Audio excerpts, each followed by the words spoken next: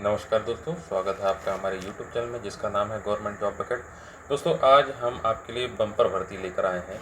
जिस भर्ती में दोस्तों बहुत कुछ है। सबसे मुख्य बात यह है कि दोस्तों ये जो भर्ती है, ऐसे अभ्यर्थी जिन्होंने इंजीनियरिंग में सिविल, मैकेनिकल और इलेक्ट्रिक सब्जेक्ट से इंजीनियरिंग की हुई है या डिप्लोमा किया हुआ है, उनके लिए बहुत अच्छा मौका है, बहुत अच्छा अवसर है। तो दोस्तों ये जो वैकेंसी है इसके बारे में हम डिटेल में बात करते हैं। कितनी वैकेंसी है, कहाँ कहाँ क्या क्राइटेरिया है, एज क्या है, सैलरी क्या है। तो दोस्तों चलिए इस वैकेंसी के बारे में डिटेल में बात करते हैं। तो सबसे पहले हम बात करते हैं कि यह वैकेंसी जो जारी की गई है, यह हम स्टाफ सिलेक्शन कमीशन के द्वारा जारी की गई है। तो इसमें हम देखते हैं दोस्तों, ये जो वैकेंसी है जूनियर इंजीनियर सिविल, मैकेनिकल और इलेक्ट्रिकल पोस्ट के लिए जारी की गई है। इसमें सबसे पहले हम यहाँ दिखाया गया है, देखिए दोस्तों, एप्लीकेशन की सबमिशन डेट है 26/7/2023 से 16/8/2023। लास्ट डेट जो रिसिप्ट आप ले सकते हैं 16/8/2023 को ले सकते हैं। डेट है जो एप्लीकेशन में करेक्शन और पेमेंट करने के लिए वो 17/8/2023 से 18/8/2023 तक है। कंप्यूटर बेस्ड एग्जाम आपकी कंप्यूटर 2023 के आसपास हो जाएगी। इसमें दोस्तों एजुकेशन क्वालिफिकेशन की बात करते हैं, उससे पहले हम देखते हैं ये जो पोस्ट है वो ग्रुप बी की है, नॉन गैजेट पोस्ट है। इसका जो पे स्केल है, पे लेवल देखा जाए 6 है। 35,400 से 1,12,400 का इसका पे मेट्रिक है। 7th पे कमीशन इसमें लागू होगा। अब इसमें देखते हैं कि कौन कौन सी पोस्ट है, क्या क्या एजुकेशन क्वालिफिकेशन है।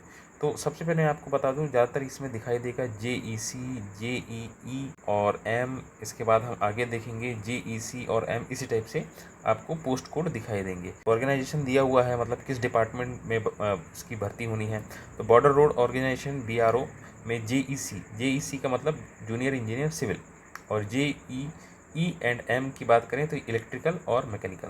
तो इसमें सीधी सी बात है, JEC दिया हुआ है तो दोस्तों सिविल में डिग्री होनी चाहिए या फिर 3 साल का डिप्लोमा होना चाहिए और 2 साल का वर्क एक्सपीरियंस होना चाहिए, प्लानिंग ऑफ एक्सक्यूशन या मेंटेनेंस सिविल इंजीनियरिंग वर्क्स का।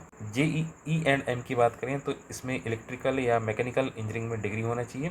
इसके साथ 3 साल का डिप्लोमा, यदि है तो 3 साल का डिप्लोमा होना चाहिए इलेक्ट्रिकल, मैकेनिकल, ऑटोमोबाइल इंजीनियरिंग में। इसके साथ ही इसमें आप देखेंगे इसमें भी एक्सपीरियंस मांगा है, 2 साल का एक्सपीरियंस मांगा है, planning, execution, maintenance of electric और मैकेनिकल इंजीनियरिंग। इसके बाद सेंट्रल पब्लिक वर्क डिपार्टमेंट की बात करें तो JEC और JEE।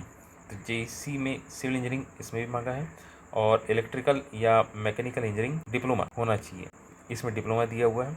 सेंट्रल वाटर कमीशन में देखें तो बैचलर डिग्री होना चाहिए या फिर डिप्लोमा होना चाहिए सिविल का। मैकेनिकल की बात करें तो इसमें भी या तो डिग्री होनी चाहिए इंजीनियरिंग में, मैकेनिकल इंजीनियरिंग में, या फिर डिप्लोमा होना चाहिए मैकेनिकल इंजीनियरिंग में। इस प्रकार से यहाँ पे पोस्ट दी गई है दोस्तों सभी डिपार्टमेंट के लिए। Department of water resource, river development and Ganga rejuvenation, इसके बाद फरक्का बैराज प्रोजेक्ट की बात करें, मिलिट्री इंजीनियरिंग, ये सभी डिपार्टमेंट हैं। इसमें JEC, JEM और JEE के लिए वैकेंसी जारी की गई है। तो दोस्तों यहाँ पे लगभग सभी के लिए या तो डिप्लोमा होना चाहिए सिविल में, या फिर डिग्री होनी चाहिए सिविल में, या फिर डिप्लोमा होना चाहिए इलेक्ट्रिकल में, या फिर डिग्री होनी चाहिए, या फिर डिप्लोमा होना चाहिए मैकेनिकल में, या फिर डिग्री होनी चाहिए। तो इसी के साथ इसमें अधिकतम 2 साल का एक्सपीरियंस दिया हुआ है रिलेटेड फील्ड में काम करने का।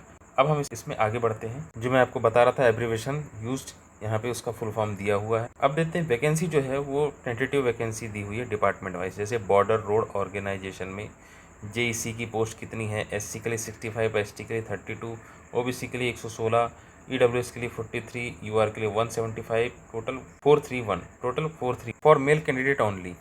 बॉर्डर रोड ऑर्गेनाइजेशन जो होता है उसमें मेल कैंडिडेट के लिए ही ये पोस्ट है। यहाँ देखिए JEE और M, तो यहाँ पर 8 पोस्ट है, 4 है, 15 है। ऐसे कुल मिला के आप देखेंगे अलग अलग डिपार्टमेंट है। Central public work department, central public work department, central water commission, इस हिसाब से डिपार्टमेंट दिए हुए हैं। और टोटल ऑल ओवर पोस्ट यहाँ पे कैटेगरी वाइज पोस्ट दी हुई है 206, 96, 288, 121, 613 और 1324 नंबर ऑफ पोस्ट के लिए वैकेंसी जारी की गई है। इसमें भारत के किसी भी से कैंडिडेट अप्लाई कर सकता है। अब हम देखते हैं एज लिमिट और रिलैक्सेशन। एज लिमिट की जो गणना है वो काउंटिंग है 1/8/2023 से की जाएगी। इसके साथ ही जो रिलैक्सेशन क्राइटेरिया है, जो गवर्नमेंट के रूल्स के अकॉर्डिंग कैटेगरी वाइज जो एज रिलैक्सेशन है वो दिया हुआ है। SC ST के लिए 5 साल, OBC के लिए 3 साल, PWD अनरिजर्व के लिए 10 साल, PWD OBC के लिए 13 साल, PWD SC ST के लिए 15 साल, एक्स सर्विसमैन के लिए 3 साल जो कि डिडक्ट किया जाएगा मिलिट्री सर्विस से, इसके साथ ही डिफेंस पर्सनल व्यक्ति के लिए, डिसेबल जो हैं उनके लिए 3 साल और SC/ST कैंडिडेट में 8 साल। अब हम इसमें अप्लाई कैसे करेंगे? अप्लाई करने के लिए ssc.nic.in की वेबसाइट पर जाए, उसके बाद इंस्ट्रक्शन फॉलो करें।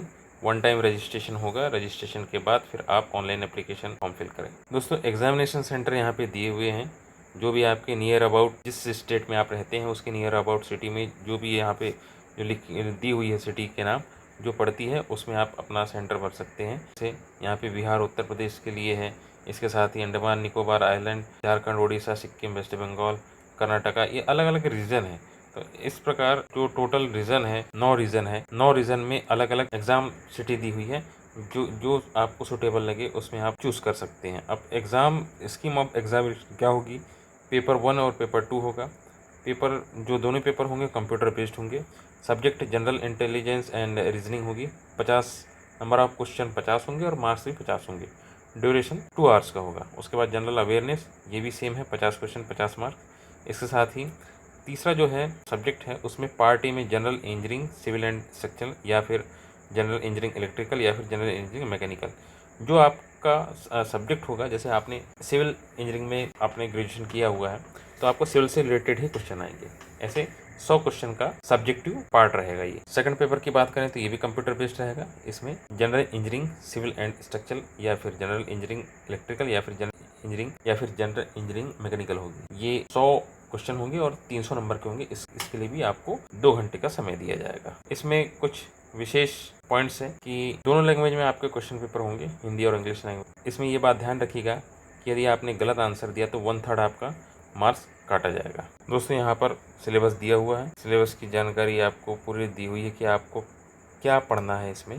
पेपर 1 में जैसे कि देख लीजिए जनरल इंटेलिजेंस रीजनिंग का सिलेबस है, जनरल अवेयरनेस का सिलेबस है, इसके साथ ही general engineering civil structural engineering या मैकेनिकल का सिलेबस है। यहाँ पर पार्ट दिया हुआ, part A, part B, part सी।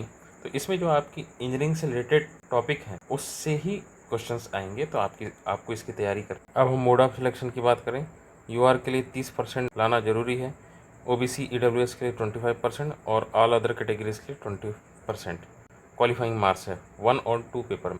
यहाँ कुछ इंपॉर्टेंट इंस्ट्रक्शन भी हैं दोस्तों, जिसमें कि फ़ी के बारे में बताया गया है। आपको 100 रुपीज़ फ़ी लगेगी, लेकिन SC/ST, PWD कैंडिडेट और एक्स सर्विसमैन के केस में आपको पेमेंट नहीं देना है, फ़ी एक्सटेम्प्टेड है। तो दोस्तों आगे इसमें आपको पूरा PDF, ये जो PDF है पूरा कंप्लीट दिया हुआ कि रजिस्ट्रेशन आपको कैसा करना है, एप्लीकेशन कैसे भरना है, तो इसकी पूरी डिटेल दी हुई है। ये PDF मैं आपको इसकी लिंक डिस्क्रिप्शन बॉक्स में दे दूँगा। तो ये थी दोस्तों इस वैकेंसी रिलेटेड पूरी जानकारी। आपको ये जानकारी कैसी लगी प्लीज़ हमें कमेंट करके बताइएगा, और ऐसे ही एम्प्लॉयमेंट रिलेटेड वीडियो सबसे पहले आप तक पहुंचने के लिए हमारे चैनल को सब्सक्राइब करें और हमारे वीडियो को लाइक और शेयर करना ना भूलें। थैंक यू दोस्तों।